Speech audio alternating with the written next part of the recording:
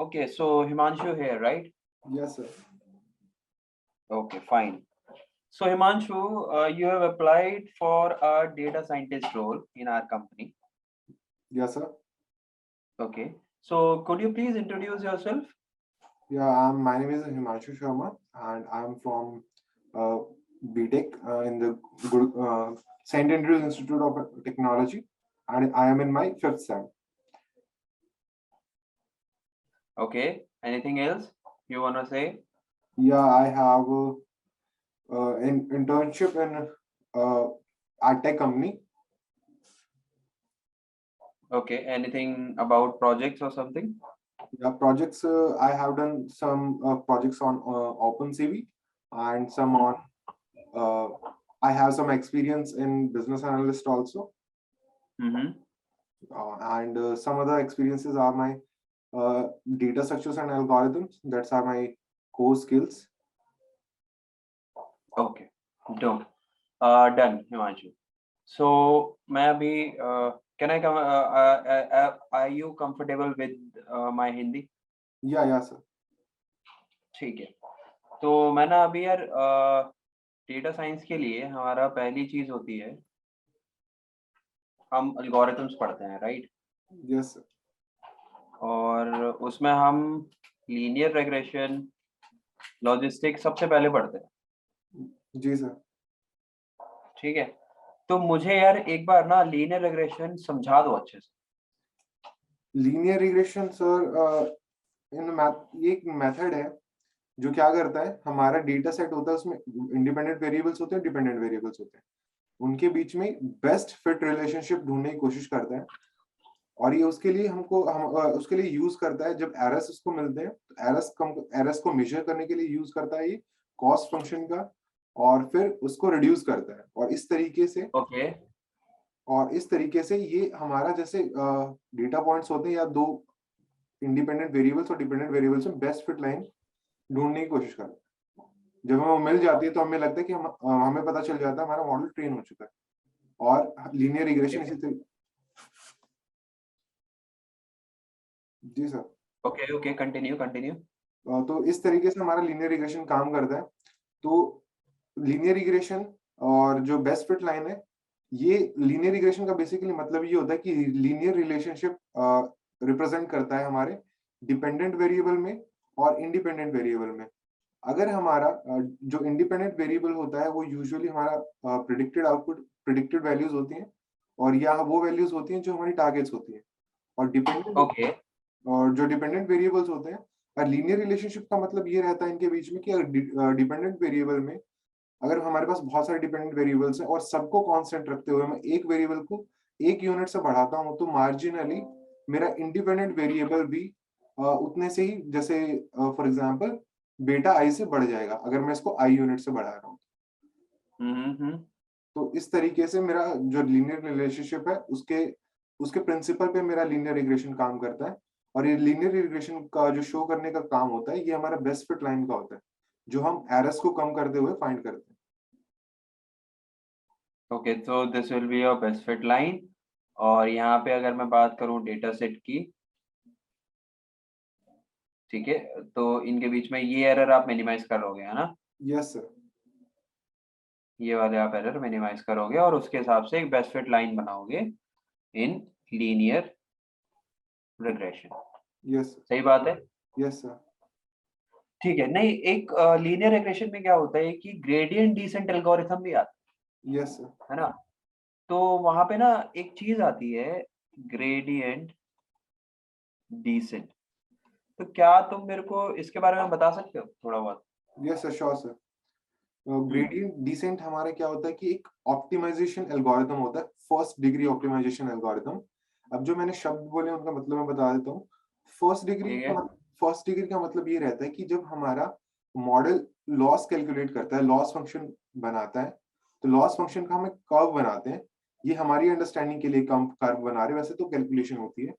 तो जब हम कर्व बनाते हैं तो ग्रेडियंट डिसेंट एल्गोरिथम क्या करता है, ग्रेडियंट डिसेंट एल्गोरिथम हमारा जो ये लॉस होता है अभी यहाँ पे मैक्सिमम है, तो हम क्या करते हैं हमारे लॉस फंक्शन में, जब हमारी लॉस फंक्शन की वैल्यू मिनिमम यहाँ पे रहती है, तो हम कोशिश करते हैं कि कोई कैलकुलेशन करके वो कैलकुलेशन करता है ग्रेडियंट डिसेंट, उस कैलकुलेशन की हेल्प से हमें अपना लॉस बहुत कम करना होता है, इनफैक्ट मिनिमम करना होता है हमें कोस्ट, जो कोस्ट ये फंक्शन। आप कह रहे हो ये आपका मिनिमाइजेशन, मतलब यहाँ पे आके आपका लॉस जो है वो मिनिमाइज हो जाएगा, राइट? Yes sir. ओके। और जो ग्रेडियंट डिसेंट है उसमें जो सबसे इम्पोर्टेंट रोल होता है वो एक लर्निंग रेट का होता है, जो कुछ इसके कैलकुलेशन में इम्पोर्टेंट रोल प्ले करती हैं वो टर्म्स, और जो फैक्टर्स है लर्निंग रेट होता है, और हमारा होता है मोमेंटम भी हम कंसिडर करते हैं, मोमेंटम कंसिडर करते हैं। और जो स्लोप है इसका, जब हमारा स्लोप इस बार जब मैं इस पॉइंट पे खड़ा हूं तो मेरा स्लोप है नेगेटिव, और जब मैं यहाँ पे आता हूँ तो मेरा स्लोप 0 हो जाता है। और ये आइडेंटिफाई कैसे करता है कि मेरा स्लोप पॉजिटिव है या नेगेटिव है, वो मेजर करता है। और वो फर्स्ट डिग्री का मतलब यही था कि वो डेरिवेटिव निकालता है इसका, और इस तरीके से मेरा लर्निंग रेट, मेरा जो स्लोप है नेक्स्ट स्लोप, वो कैलकुलेट होता है।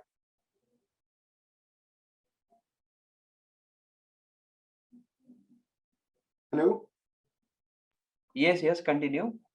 तो इस तरीके से मैं जब डिफरेंशिएट करता हूँ अपना फर्स्ट डिग्री से, तब मेरा ग्रेडियंट डिसेंट वो नेक्स्ट जो लर्निंग रेट की हेल्प से, जो कि लर्निंग रेट मेरा यहाँ पे रहेगा अल्फा, और यहाँ पे रहता है लॉस फंक्शन, और उसके हिसाब से मेरे वेट्स एडजस्ट होते हैं, और ऐसे मेरा नेक्स्ट मेरा स्लोप है, मेरा जो ग्रेडियंट है वो डिसेंट होता है, वो मिनिमाइजेशन की तरफ बढ़ता है। Yes yes. That's the gradient descent algorithm. Okay, ठीक है। तो मैं ना अब ना ये जानना चाहूंगा, मैं ये जानना चाहूंगा, यस सर। एक तो फर्स्ट थिंग तो ये जानना चाहूंगा कि एक ऐसा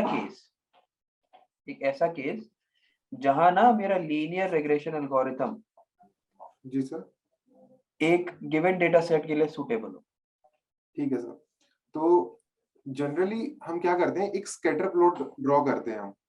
तो लीनियर रिग्रेशन सूटेबल होता है जब स्कैटर प्लॉट हमारा जो होता है दो इंडिपेंडेंट वेरिएबल्स और डिपेंडेंट वेरिएबल्स के बीच में, जब वो लीनियर रिलेशनशिप हमें शो कर रहा होता है। तो स्कैटर प्लॉट जैसा होता है कि अगर मेरे ये एक्स यहाँ पे मेरा independent independent sorry independent variable होता है, सॉरी डिपेंडेंट वेरिएबल होता है, और यहाँ पे मेरा इंडिपेंडेंट वेरिएबल होता है। तो अब क्या होता है कि जब मैं स्कैटर प्लॉट ड्रॉ करता हूं तो मेरे कुछ डेटा पॉइंट्स आते हैं, वो data points linear relationship show कर रहे होते हैं। तो जब वो लीनियर, मैं समझ जाता हूँ कि यहाँ पे मेरा लीनियर रिग्रेशन बहुत अच्छे से परफॉर्म कर रहा है, क्योंकि लीनियर रिलेशनशिप शो कर रहे हैं। और जब मेरे एक से ज्यादा मेरे डेटा पॉइंट्स होते हैं जो कि मेरे डिपेंडेंट होते हैं, और तब मैं क्या करता हूँ, मैं सभी के बीच में एक 2D ग्रिड बना लेता हूँ स्कैटर प्लॉट्स की, जो कि लीनियर रिलेशनशिप शो कर रहे होते हैं हर किसी इंडिपेंडेंट वेरिएबल और डिपेंडेंट वेरिएबल के बीच। Okay, that's my answer. ठीक है, डन। सेकंड चीज मैं पूछना चाहूंगा कि एक ना ग्रेडियंट डिसेंट में बात होती है, ग्रेडियंट डिसेंट में एक चीज होता है learning rate. Yes sir. Have you heard of it? Yes sir. Yes sir. तो मैं जानना चाहूंगा इस लर्निंग रेट के बारे में थोड़ा सा, अगर आप मुझे एक्सप्लेन कर सके तो। Yes sure sir. तो लर्निंग रेट एक्चुअली होता है क्या है, जब हम यहाँ पे, अब मैं एक बार के लिए लॉस फंक्शन बना लेता हूँ। तो जब हम लॉस फंक्शन में क्या कर रहे होते हैं, हमको मिनिमम मिनिमम लॉस फाइंड करना होता है। तो उस केस में हम क्या करते हैं, हमारा जो ये ग्रेडियंट है, जो कि हमारा स्लोप होता है, उसको कम करते हैं। अब कितने स्टेप से कम करना है वो लर्निंग रेट डिसाइड करता है। अब लर्निंग रेट कुछ और चीजें भी डिसाइड करता है हमारा, जिसकी वजह से हमारा ये जो स्लोप है या लॉस लॉस फंक्शन है ये कम होता जाता है।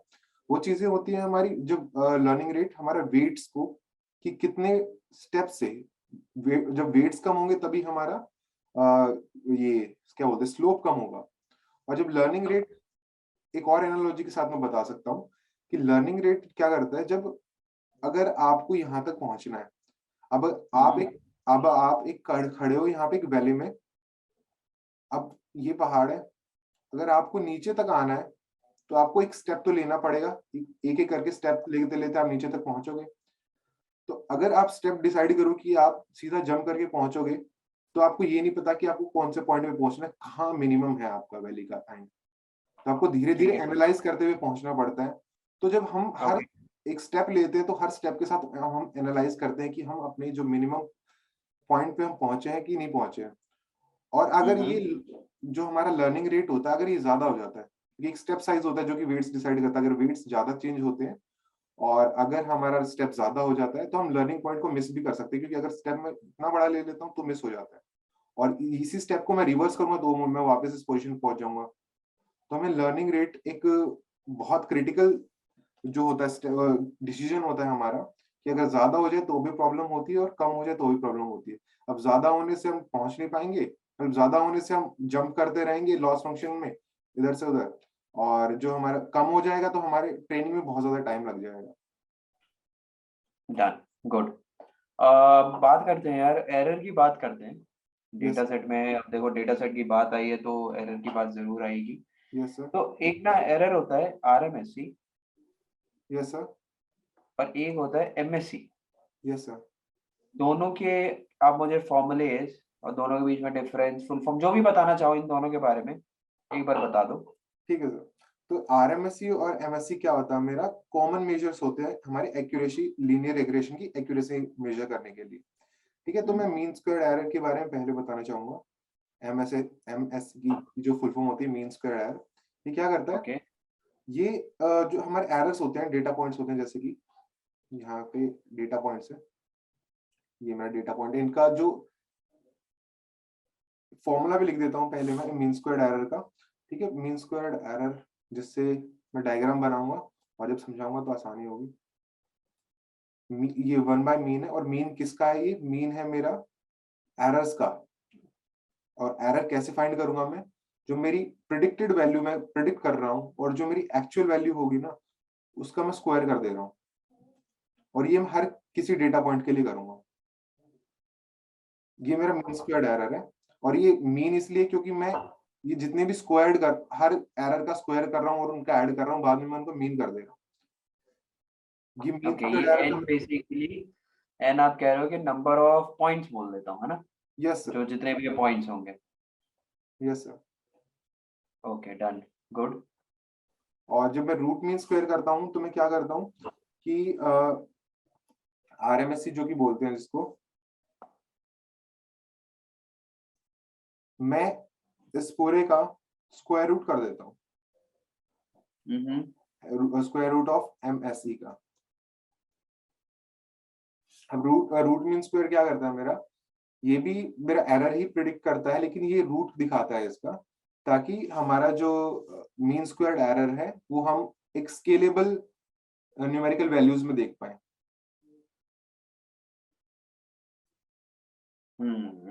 Okay, done. Fine, that would be correct about linear. तो चलो यार, एक बार है ना लॉजिस्टिक के बारे में भी बात कर लेते हैं। Yes sir. तो मैं इसमें जानना चाहूंगा कि जो लॉजिस्टिक रिग्रेशन है, यस सर। करता क्या है ये बेसिकली? क्लासिफिकेशन, ये तो यस। आपको पता ही होगा। Yes sir. बट इसका नाम रिग्रेशन क्यों है, ये इतना क्यों है? ठीक है सर। जो मेन डिफरेंस होता है रिग्रेशन और क्लासिफिकेशन का, वो क्या होता है कि जो हमारा आउटपुट वेरिएबल होता है, वो रिग्रेशन में तो होता है हमारा न्यूमेरिकल, ठीक है, हम्म। लेकिन जो क्लासिफिकेशन में हमारा जो आउटपुट होता है वो कैटेगोरिकल होता है। तो logistic regression is basically a supervised classification algorithm. ये तो पता ही है क्योंकि हम मेन डिफरेंस पे बात कर रहे हैं। और लेकिन ये मॉडल करता क्या है? ये मॉडल क्या करता है? The model builds a regression model just like linear regression to predict the probability that a given data entry belongs to the category numbered as 1। और इसका मतलब क्या बोलूंगा मैं कि जब हमारा लॉजिस्टिक रिग्रेशन प्रिडिक्ट करता है तो 1 और 0 की फॉर्म में करता है। और वो 1 0 एक्चुअली क्या है? न्यूमेरिकल वैल्यूज है, लेकिन उनको कैटेगोरिकल कैटेगरी में भी रखा जा सकता है, क्योंकि 1 और 0 या तो वो कोई हमारी बाइनरी क्लास हो जाती है, तो बाइनरी क्लास में किसी क्लास को मैं 1 से डिनोट कर सकता हूँ या 0 से। अब रिग्रेशन क्या है? क्योंकि वो न्यूमेरिकल वैल्यूज प्रिडिक्ट कर रहा है, और और इन न्यूमेरिकल वैल्यूज को एज अ क्लास ट्रीट कर रहा हूँ। हम्म। तो इस तरीके से रिग्रेशन का मतलब हो जाएगा लॉजिस्टिक रिग्रेशन में, क्योंकि हम न्यूमेरिकल वैल्यूज प्रिडिक्ट कर रहे हैं, और ये क्लासिफिकेशन एल्गोरिथम ऐसे हो जाता है हमारा क्योंकि न्यूमेरिकल वैल्यूज हमारी किसी क्लास को स्पेसिफाई कर रही होती। Okay, that's my point sir. Fine. Logistic regression किस बेसिस पे वर्क करता है, मतलब किस फंक्शन पे वर्क करता है? लॉजिस्टिक रिग्रेशन हमारा सिग्मॉइड पे हमारा ये वर्क करता है। सिग्मॉइड का एक एस फंक्शन होता है। पॉइंट होता क्या है? सिग्मॉइड फंक्शन क्या करता है सर कि आपकी प्रोबेबिलिटी। क्या ये सिग्मॉइड है? Yes sir. थोड़ा सा क्लियर ग्राफ बनाओ, एक थोड़ा सा क्लियर ग्राफ बनाओ ओके सर। और फिर बताओ मुझे क्या वो सिग्मॉइड है। Yes sir. एक क्लियर ग्राफ बनाओ, मैं क्लियर कर देता हूँ ड्राइंग, और एक क्लियर ग्राफ बनाओ जहाँ पे सिग्मॉइड क्लियरली स्पेसिफाई हो। Okay sir.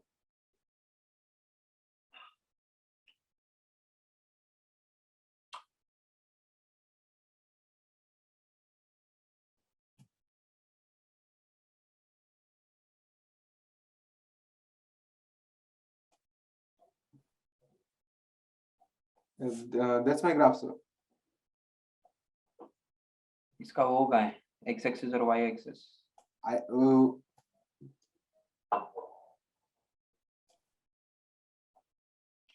Done. Yes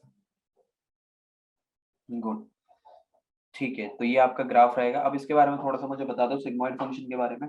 sigmoid function sir करता क्या है, आपकी पहले प्रोबेबिलिटी प्रिडिक्ट करता है और प्रोबेबिलिटी आपकी आएगी 0 और 1 के बीच में।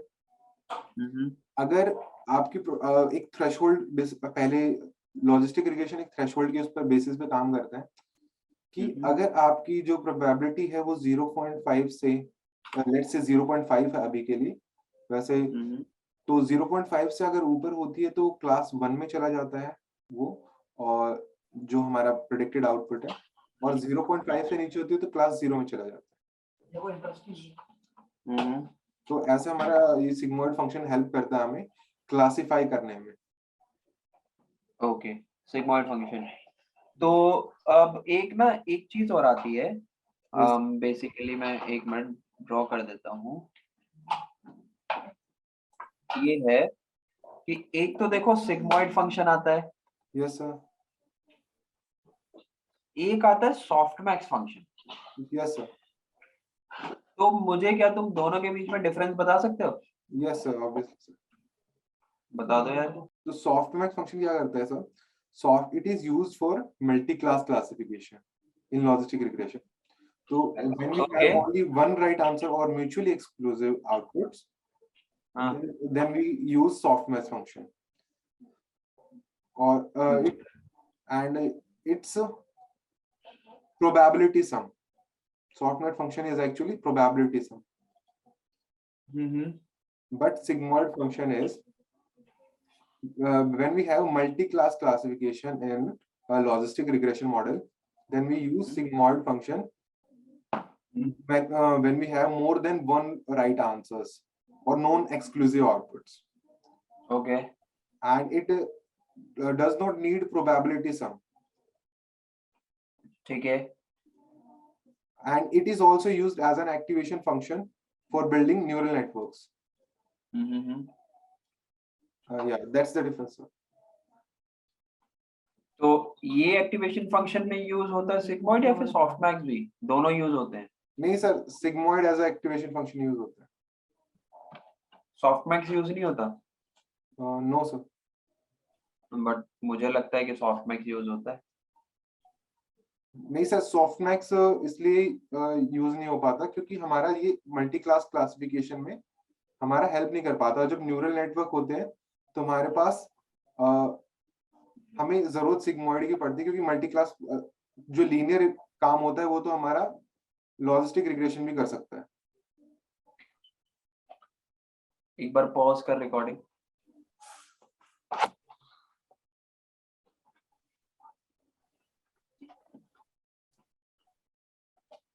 ये क्वेश्चन सिग्मॉइड और सॉफ्टमैक्स वाला काट दियो। सॉफ्टमैक्स फंक्शन भी न्यूरल नेटवर्क्स में यूज होता है। ठीक है। सॉफ्टमैक्स फंक्शन यूज नहीं होता एक्टिवेशन फंक्शन होता है। सॉफ्टमैक्स क्लासिफिकेशन करना चाहिए होता है और जब हमें प्रोबेबिलिटी ज्यादा चाहिए होती है तो सॉफ्टमैक्स फंक्शन भी यूज होता है। ठीक है, सॉफ्टमैक्स फंक्शन भी यूज होता है, ओके सर। ठीक है। और क्या कहते हैं, जब